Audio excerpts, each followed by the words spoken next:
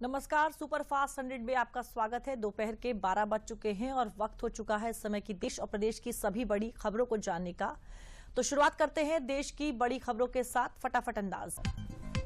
और स्वर्ण मंदिर परिसर में सुखबीर बादल पर जानलेवा हमला हुआ।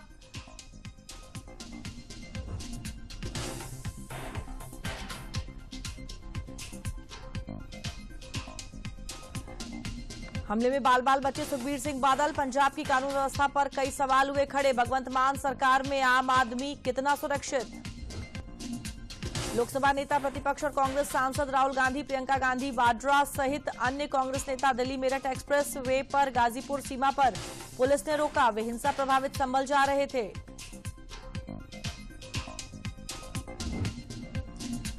बीजेपी की ओर से राहुल गांधी के संभल दौरे को निशाने पर लिया गया है। पार्टी प्रवक्ता शहजाद पूनावाला साफ कह रहे हैं कि कांग्रेस की ये वोट बैंक की राजनीति है।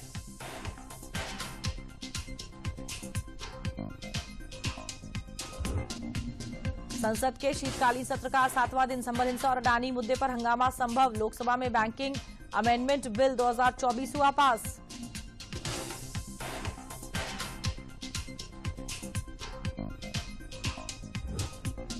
गृह मंत्री अमित शाह आपदा प्रबंधन संशोधन विधेयक 2024 को लोकसभा के चर्चा में पारित किए जाने के लिए पेश करेंगे। इस विधेयक के मध्य से आपदा प्रबंधन अधिनियम 2005 में संशोधन किए जाएंगे। महाराष्ट्र के नए मुख्यमंत्री का नाम आज होगा तय। भाजपा विधायक दल की बैठक के बाद महायुति की बैठक में नए सीएम के नाम पर लगेगी मुहर। भाजपा के 19, एनसीपी के 7 और शिवसेना के 5 नेता शपथ ले सकते हैं। महायुति के नेताओं ने आज राज्यपाल सीपी राधाकृष्णन से मुलाकात का समय मांगा है। दोपहर 3:30 बजे महायुति के नेता राज्यपाल से मिलेंगे और सरकार बनाने का दावा पेश करेंगे।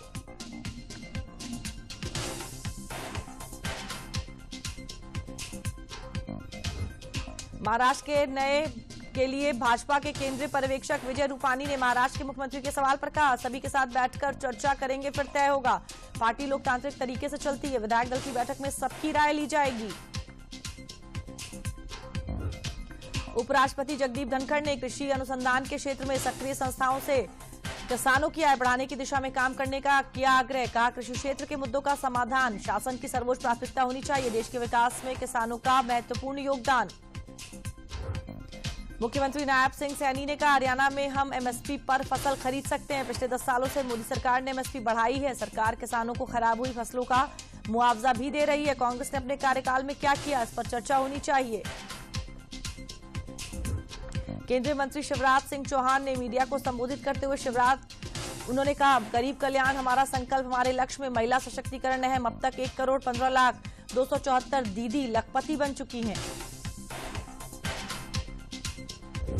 ब्रिटेन के सांसदों ने बांग्लादेश में हिंदुओं के खिलाफ हो रही जातीय हिंसा पर गंभीर चिंता व्यक्त की। ब्रिटिश संसद के हाउस ऑफ कॉमन्स में बांग्लादेश की स्थिति पर चर्चा में कंजर्वेटिव पार्टी की सांसद प्रीति पटेल ने स्थिति को अत्यधिक गंभीर बताया। बांग्लादेश में हिंदुओं पर हमले को लेकर एमपी में प्रदर्शन। भोपाल में सकल हिंदू समाज के बैनर तले प्रदर्शन किया जाएगा। शहर के अधिकतर बाजार आज बंद रहेंगे। उज्जैन में आक्रोश रैली।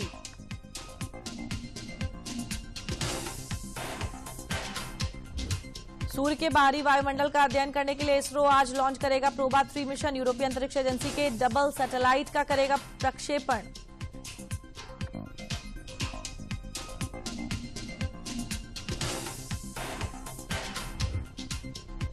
भारतीय नौसेना दिवस आज पुरी में दिखेगा भारतीय नौसेना का अदम्य साहस। कार्यक्रम में मुख्य अतिथि के रूप में शामिल होंगी राष्ट्रपति द्रौपदी मुर्मू।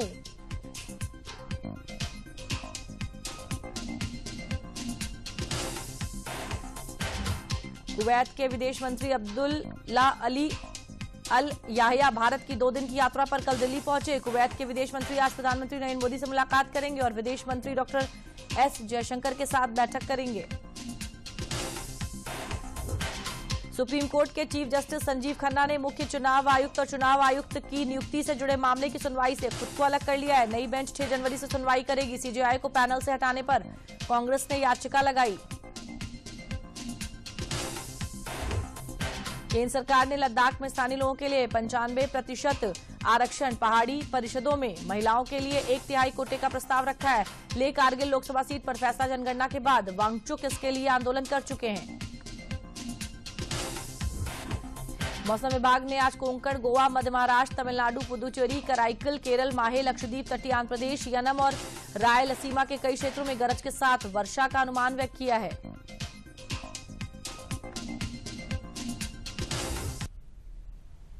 और देश की बड़ी खबरों के बाद अब नजर डाल लेते हैं उत्तर प्रदेश की कुछ बड़ी खबरों पर। संभल हिंसा में सामने आया पाकिस्तानी कनेक्शन, घटनास्थल से पाकिस्तानी कारतूस का खोखा बरामद। सबूतों के आधार पर टीम कर रही है हर पहलू की गहनता से जांच।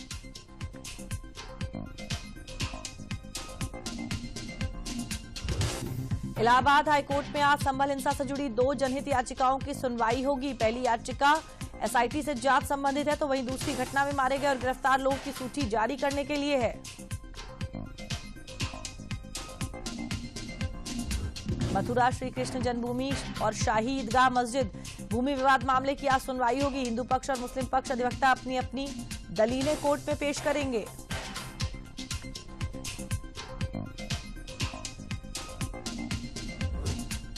नोएडा में आंदोलनरत किसानों की मांग पर योगी सरकार ने बनाई 5 सदस्यीय समिति, 1 महीने के भीतर देगी रिपोर्ट।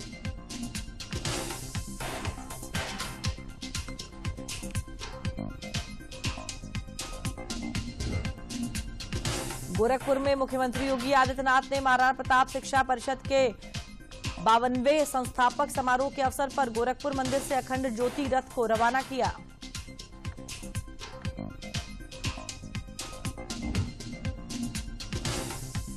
प्रयागराज में जनवरी से शुरू हो रहे महाकुंभ 2025 के लिए केंद्र सरकार ने 2100 करोड़ रुपए का विशेष अनुदान स्वीकृत किया है। इसकी पहली किस्त 1050 करोड़ भी जारी कर दी गई है। महाकुंभ 2025 में श्रद्धालुओं को स्वच्छ जल मिल सके, इसके लिए सहारनपुर की करीब 22 फैक्ट्रियों को बंद रखा जाएगा। शासन ने इसके लिए रोस्टर जारी किया है। उल्लंघन करने वालों पर कार्रवाई की जाएगी।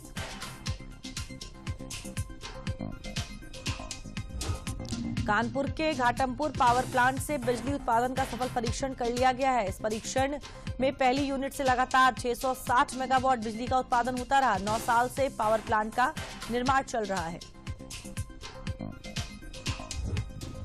आगरा में उत्तर प्रदेश राज्य महिला आयोग की अध्यक्ष बबीता चौहान ने जनसुनवाई की। महिला उत्पीड़न से संबंधित केस सुने, संबंधित विभागों के अधिकारियों को समस्या समाधान और निस्तारित करने के निर्देश दिए।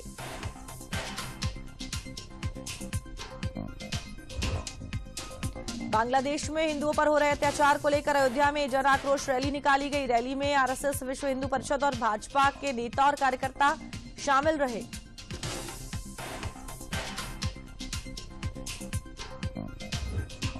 फर्रुखाबाद की फतेहगढ़ राजपूत रेजिमेंट में राष्ट्र रक्षा की शपथ लेकर 602 अग्निवीर सेना का हिस्सा बने लेफ्टिनेंट जनरल ने पासिंग आउट परेड की सलामी ली। इस दौरान उन्होंने अग्निवीरों को भारतीय सेना में शामिल होने की बधाई दी।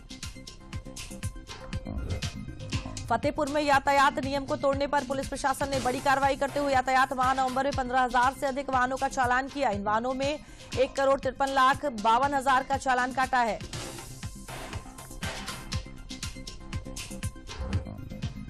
प्रदेश के सभी प्राइमरी स्कूलों में बिजली कनेक्शन कराया जाएगा। प्रदेश में अभी 14,614 विद्यालय बिना बिजली के हैं। कनेक्शन 4 महीने के अंदर देने का आदेश।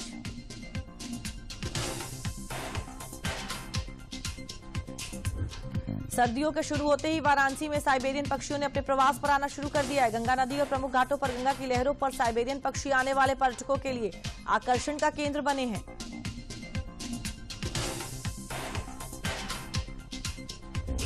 यूपी में कारोबार के विकास के मामले में आंकड़े सामने आए हैं। इसी सूची में अयोध्या पहले स्थान पर है। पिछले 2 वर्ष में अयोध्या में व्यापार की रफ्तार दोगुनी हुई है।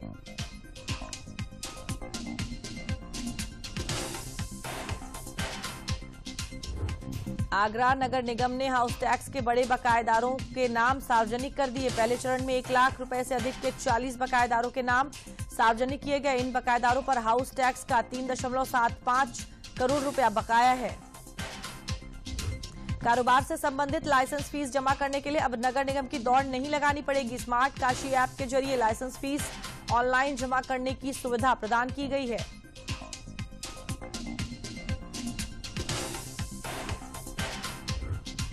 आगरा लखनऊ एक्सप्रेसवे 8 लेन का बनेगा। नवीनीकरण में 1939 करोड़ रुपए खर्च होंगे। यात्रियों की सुरक्षा भी बढ़ेगी। अब यूपीडा को जिम्मेदारी सौंपी गई है।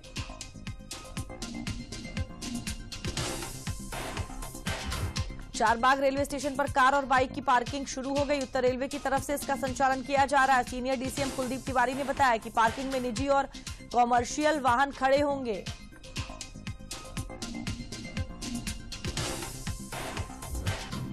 लखनऊ के केंद्रीय विश्वविद्यालय बाबा साहब भीमराव अम्बेडकर केंद्रीय विश्वविद्यालय के कार्यवाहक कुलपति प्रोफेसर शिव कुमार द्विवेदी को नियुक्त किया गया। पहले कार्यवाहक कुलपति के पद पर प्रोफेसर एनएमपी वर्मा तैनात थे।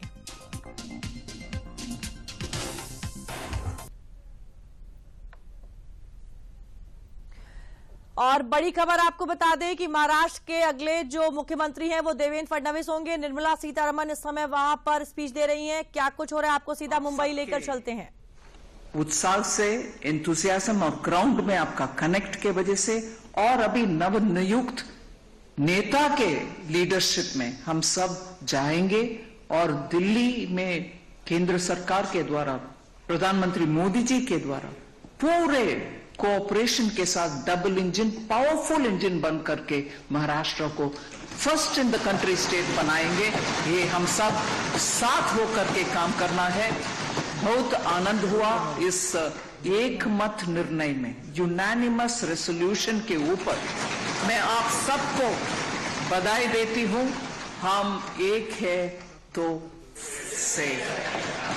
धन्यवाद। तो निर्मला सीतारमण ने देवेंद्र फडणवीस को बधाई दी है। बढ़ते हैं सुपरफास्ट में आगे और प्रदेश की बड़ी खबरों को फटाफट अंदाज में देखते हैं। मुख्यमंत्री पुष्कर सिंह धामी ने सचिवालय में 60 साल उम्र पूरी करने वाले 61 व्यक्तियों को ऑनलाइन माध्यम से वृद्धावस्था पेंशन का वितरण किया। साथ ही राज्य में पहली बार 60 साल की आयु पूरी करते ही वृद्धावस्था पेंशन स्वीकृत किए जाने की कार्रवाई के निर्देश दिए। दिल्ली में हरियाणा के मुख्यमंत्री नायब सिंह सैनी ने किसानों के विरोध पर कहा, आजादी के बाद से किसानों के लिए सबसे ज्यादा काम प्रधानमंत्री मोदी ने किया है। कांग्रेस लगातार दुष्प्रचार करती रही कि एमएसपी बंद कर दी जाएगी। झारखंड सरकार की मुख्यमंत्री मैया सम्मान योजना के तहत महिलाओं के खातों में 11 दिसंबर को 2500 रुपए ट्रांसफर किए जाएंगे। झारखंड मुक्ति मोर्चा के महासचिव सह प्रवक्ता सुप्रियो भट्टाचार्य ने ये जानकारी दी। आंध्र प्रदेश के मुख्यमंत्री चंद्रबाबू नायडू ने सचिवालय में ड्रोन का प्रदर्शन देखा। उन्होंने ड्रोन प्रशासकों से मुलाकात की, उनसे बातचीत की और ड्रोन के अनुप्रयोगों और संभावित उपयोगों के बारे में चर्चा की।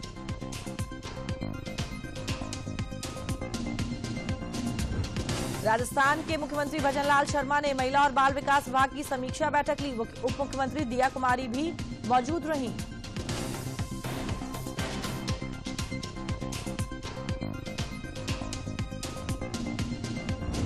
चंडीगढ़ स्थित इंटरनेशनल एयरपोर्ट पर स्थापित की गई शहीद भगत सिंह की प्रतिमा को आज सीएम भगवंत मान जनता को समर्पित करेंगे। ये प्रतिमा 35 फुट की है। शुभारंभ के लिए जिला प्रशासन और पुलिस की तरफ से तैयारियां कर ली गई हैं। छत्तीसगढ़ के मुख्यमंत्री विष्णुदेव साय ने कहा, आज हम जनादेश दिवस मना रहे हैं। ठीक 1 साल पहले आज ही के दिन छत्तीसगढ़ विधानसभा चुनाव के नतीजे घोषित हुए थे। जनता ने भाजपा को 54 सीटों पर विजय दिलाकर सरकार बनाने का जनादेश दिया। केंद्रीय पर्यावरण, वन और जलवायु परिवर्तन मंत्री भूपेंद्र यादव ने भूमि क्षरण और इसके कारण पलायन की समस्या से निपटने के लिए तत्काल अंतर्राष्ट्रीय सहयोग पर बल दिया।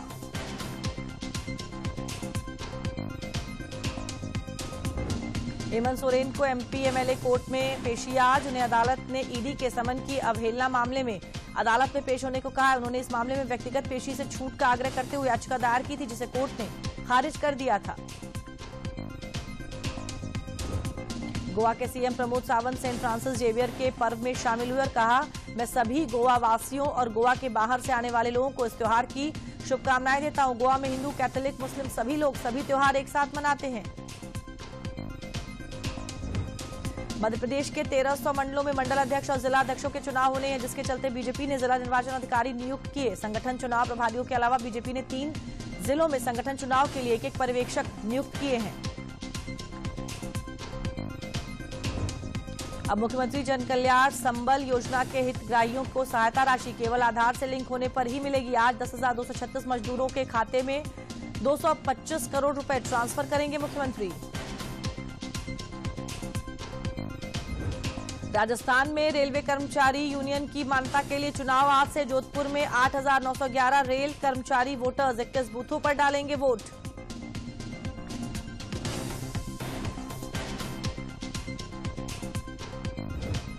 केंद्र सरकार की मंजूरी के बाद रातापानी मध्य प्रदेश का 8वां टाइगर रिजर्व क्षेत्र घोषित किया गया। मुख्यमंत्री मोहन यादव ने कहा कि ये मध्य प्रदेश के लिए एक बड़ा उपहार है और अब राज्य वास्तविक अर्थों में बाघ प्रदेश बन गया है।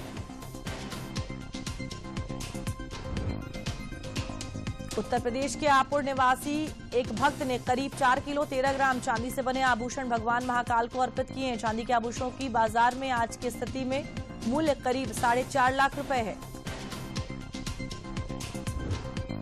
श्री माता वैष्णो देवी श्राइन बोर्ड ने रोपवे परियोजना का विरोध कर रहे लोगों के साथ बातचीत शुरू की। पहले दौर की वार्ता में मजदूर यूनियन के नेताओं और पुराना दरूड़ व्यापार मंडल कमेटी के सदस्यों से अलग अलग बैठकें हुई। मध्य प्रदेश हाईकोर्ट ने राजस्थान के युवक को 50 पौधे लगाने की सजा दी। ये सजा उसे कोर्ट पर अनर्गल टिप्पणी करने पर सुनाई गई। कोर्ट ने वन विभाग से पौधे उपलब्ध कराने को कहा है।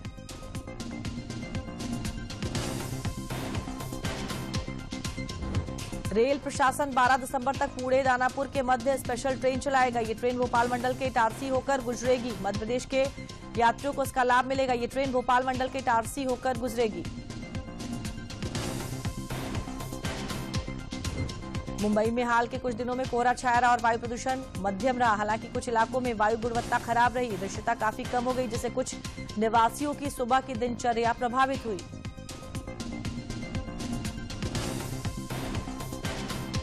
राजस्थान के चुरू हनुमानगढ़ मेगा हाईवे पर कैंटर और टाटा सफारी गाड़ी की टक्कर में 5 लोगों की हुई मौत। कैंटर ड्राइवर समेत 2 लोग गंभीर रूप से घायल हुए।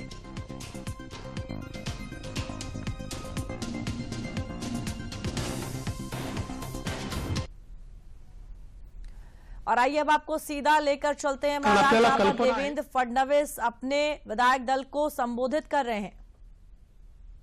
कुठल्याही ग्रंथापेक्षा धर्मग्रंथापेक्षा माझ्याकरता भारताचं संविधान सगळ्यात महत्त्वाचं आहे आणि एक असं संविधान की ज्या संविधानाने प्रत्येक भारतीयाला जगण्याचा, मोठं होण्याचा, समृद्ध होण्याचा अधिकार दिला आणि भारताला जगातले एक उत्तम राष्ट्र म्हणून प्रस्थापित करण्याचं काम केलं। अशा या संविधानाच्या 75 वर्ष पूर्ण होणाऱ्या अमृत महोत्सवी वर्षात पुन्हा एकदा या ठिकाणी आपण सरकार स्थापन करतोय। दुसरं, आपल्या सर्वांना कल्पना आहे की ज्यांनी समस्त हिंदुस्थानामध्ये मोगली आक्रमणानंतर आमची श्रद्धास्थानं जी उद्ध्वस्त झाली होती त्या सर्व श्रद्धास्थानांचं पुनरुज्जीवन केलं। त्या राजमाता अहिल्यादेवी होळकर यांचंही 300वे जयंती वर्ष हेच आहे। त्यामुळे मला असं वाटतं की ही देखील एक अत्यंत महत्त्वाची गोष्ट आहे। त्यासोबत ज्यांनी इंग्रजांच्या विरुद्ध जल, जमीन आणि जंगल वाचवण्याचा लढा उभारला आणि खऱ्या अर्थानं इंग्रजांना सळो की पळो करून सोडलं, ते भगवान बिरसा मुंडा यांचीही 125वी जयंतीचं हे वर्ष या ठिकाणी आपण साजरं करतोय। आणि अर्थातच आपल्या सर्वांचे लाडके नेते ज्यांनी नवभारताची संकल्पना मांडली, जिची मुहूर्तमेढ केली, आज मोदीजींच्या नेतृत्वात जो नवभारत तयार होतोय त्याचा पायवा ठेवणारे श्रद्धेय अटल बिहारी वाजपेयीजी यांचं देखील हे 100वे जयंती वर्ष आहे। त्यामुळे अशा या अत्यंत और अब सुपरफास्ट 100 में कारोबार और अंतर्राष्ट्रीय जगत की बड़ी खबरों पर नजर डाल लेते हैं। लोकसभा में कल बैंकिंग अमेंडमेंट बिल 2024 पास हो गया। इस कानून के लागू होने के बाद अकाउंट होल्डर अब एक बैंक अकाउंट के लिए 4 नॉमिनी ऐड कर सकेंगे। ये बदलाव अनक्लेम्ड अमाउंट को सही उत्तराधिकारी तक पहुंचाने के लिए किया जा रहा है। जीएसटी कलेक्शन में सबसे बड़ा योगदान रोजमर्रा की जरूरतों पर किए जाने वाले खर्च का है। वित्त मंत्रालय द्वारा कुल जीएसटी कलेक्शन में 18% स्लैब का योगदान करीब 75% है।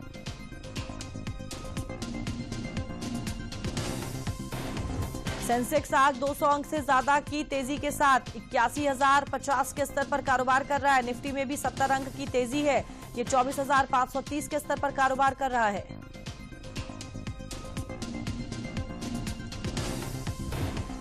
ईपीएफओ की पेंशन में बड़े बदलाव के साथ इसे आकर्षक बनाने के प्रस्तावों पर गंभीरता से विचार किया जा रहा है। इस क्रम में सबसे अहम ईपीएफ पेंशन धारक तथा उसके जीवन साथी की मृत्यु के बाद पेंशन फंड में जमा राशि उसके बच्चों को देने का प्रस्ताव है। भारत में सबसे अधिक मोबाइल मैलवेयर हमले हो रहे हैं। इस मामले में भारत ने अमेरिका और कनाडा को भी पीछे छोड़ दिया है। IoT and OT threat report में कहा गया, भारत मोबाइल मैलवेयर हमलों का सबसे बड़ा निशाना बन गया है। इंडिगो ने महिंद्रा पर ट्रेडमार्क उल्लंघन का मुकदमा दायर किया। इंडिगो ने कंपनी के हाल ही में launch electric car Mahindra BE 6E में 6E के इस्तेमाल को लेकर ट्रेडमार्क उल्लंघन का आरोप लगाया है। स्विगी को वित्त वर्ष 2024-25 की दूसरी तिमाही में 626 करोड़ का नुकसान हुआ। पिछले साल की समान तिमाही में कंपनी को 657 करोड़ का लॉस हुआ था। सालाना आधार पर कंपनी का घाटा 4.72 कम हुआ। चांदी के दाम तेजी देखने को मिली। चांदी का दाम 13,069 रुपए बढ़कर 89,980 रुपए प्रति किलो पर पहुंच गया। इससे पहले 88,980 प्रति किलो पर पहुंच गया। एप्पल पर अपने कर्मचारी के डिवाइस और क्लाउड अकाउंट के जरिए अवैध रूप से जासूसी का आरोप लगा है। एम्प्लॉय अमर भक्त ने कैलिफोर्निया में मुकदमा दायर कर यह आरोप लगाया है।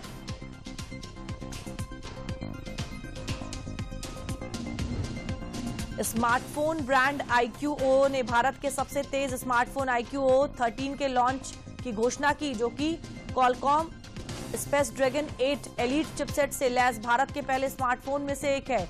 इस मॉडल की कीमत 54,999 से शुरू है। साउथ कोरिया के राष्ट्रपति यून सुक योल ने कल रात मार्शल लॉ लगाने की घोषणा की थी, जिसके बाद देश भर में विरोध प्रदर्शन होने लगे थे। इसी बीच देश की नेशनल असेंबली में मौजूद 190 सांसदों ने सर्वसम्मति से 6 घंटे बाद ही दक्षिण कोरिया में मार्शल लॉ हटा दिया। तालिबान ने अफगानिस्तान के सभी निजी शैक्षणिक संस्थानों को महिला चिकित्सा शिक्षा बंद करने का आदेश दिया। संस्थानों का कहना है कि तालिबान ने उन्हें अगली सूचना तक संस्थान बंद करने का निर्देश दिया है। हमास द्वारा बंधकों को रिहा किए जाने को लेकर चेतावनी देते हुए अमेरिका के नवनिर्वाचित राष्ट्रपति ने कड़ा बयान दिया था, जिस पर अब इस्राएल के राष्ट्रपति बेंजामिन नेतन्याहू ने डोनाल्ड ट्रंप को धन्यवाद दिया है। नामीबिया की नई और पहली महिला राष्ट्रपति नोटुम्बो नंदी नदैतवा बनी हैं। चुनाव आयोग द्वारा मंगलवार को जारी किए गए आधिकारिक परिणाम के अनुसार 72 वर्षीय नंदी नदैतवा ने 57% वोटों के साथ जीत हासिल की है। अमेरिकी ट्रेजरी विभाग ने ईरानी तेल परिवहन करने वाली 35 संस्था जहाजों पर लगाया प्रतिबंध। कहा कि ये कार्रवाई इजरायल के खिलाफ 1 अक्टूबर को हुए ईरानी हमले और 11 अक्टूबर को जारी प्रतिबंधों के बाद की गई है। अमेरिकी वाणिज्य मंत्रालय ने निर्यात प्रतिबंध के अधीन चीनी प्रौद्योगिकी कंपनियों की सूची का विस्तार करते हुए 140 फर्मों को जोड़ा है। ये कंपनियां कंप्यूटर चिप बनाने के उपकरण और सॉफ्टवेयर बनाने में इस्तेमाल होने वाले उपकरण बनाती हैं। तूफान बोरा की ग्रीस में भयंकर तबाही जारी है। सैकड़ों की संख्या में घर बाढ़ से प्रभावित हुए हैं। केवल 12 घंटे में ग्रीस में 17 सेंटीमीटर बारिश हुई है। तूफान का सबसे ज्यादा असर ग्रीस के रोड्स आइलैंड में देखने को मिला है। उत्तरी फिलीपींस में 5.6 तीव्रता का भूकंप आया। वहीं अधिकारियों ने भूकंप से नुकसान और झटके की चेतावनी दी थी। German research centre for Jio sciences ने कहा है कि भूकंप 10 किलोमीटर की गहराई पर था। बांग्लादेश की पूर्व पीएम शेख हसीना ने न्यूयॉर्क के एक सेमिनार को संबोधित करते हुए कहा, अल्पसंख्यकों पर हो रहे हमले और उनकी हत्याओं का जिम्मेदार अंतरिम सरकार के प्रमुख मोहम्मद यूनुस हैं।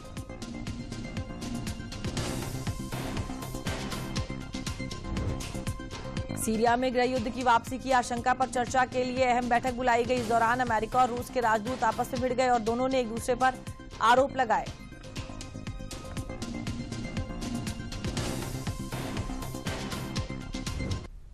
और सुपरफास्ट में मेरे साथ फिलहाल के लिए इतना ही। मुझे दीजिए इजाजत। नमस्कार।